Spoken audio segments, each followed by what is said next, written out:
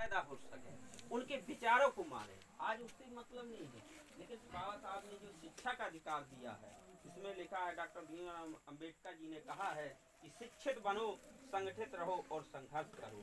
सबसे पहले हमें ज्ञान अर्जित करना है। किसी भी, जैसे स्कूल में अपने बच्चों को अगर पढ़ाएंगे नहीं तो हम कभी आगे नहीं बढ़ पाएंगे।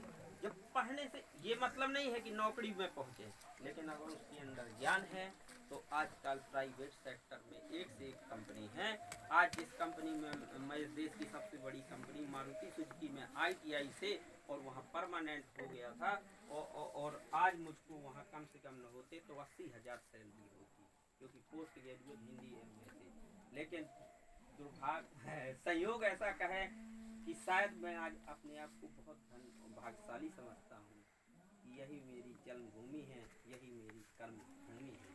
और अगर कर्म करने में अगर मेरे से कहीं कोई चूक हो जाए तो आप किसी का भाई समझे, किसी का भतीजा समझे, या कुछ भी हो त्रुटि भूलवश मुझे आप क्षमा कर दीजिए। एक बार गलती का मौका जरूर देंगे, और हम ये चाहते हैं कि इस तरीके से, जैसे अपन लोग यहाँ खड़े हैं और यहाँ खड़े हैं, किसी को अधिक है, लेकिन ये इस तरीके से होना चाहिए।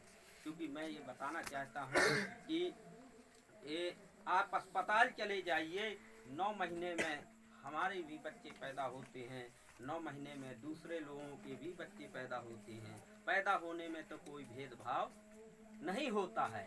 फिर लोग कहते हैं कर्म के आधार पर बटे हैं। जो जैसा कर्म करता है, हमारा समाज था पहले चमड़ी छीलने का काम करता था, वो करता था, लेकिन उस समय हम लोगों को अलग था। लेकिन आज हम लोग शिक्षा, राजनीति, रोजगार और हर चीज में आगे हो गए हैं। तो आज हम लोग जब शिक्षा का ज्ञान हुआ, आज नौकरी में है, व्यवसाय में है, तो ना तो आदमी उससे जन्म से नीच है और ना ही वो कर्म से नीच है। ये तो परंपराएं और वो बनी हैं, इसीलिए छुआछूत और भेदभाव की ये भावना, क्योंकि बाबा साहब के साथ में ऐसी घटनाएं हो चुकी थी जब इन्होंने इस देश का इतना बड़ा संविधान लिखा, और संविधान में केवल आरक्षण कितने साल के लिए, मात्र 10 साल के लिए दिया था। 50 साल के लिए मतलब इन्होंने आरक्षण नहीं दिया था, केवल 10 साल के लिए, कि जो हमारा समाज है वो 10 साल में SC ST OBC एंड पिछड़ा वर्ग ये आगे बढ़ जाएगा। लेकिन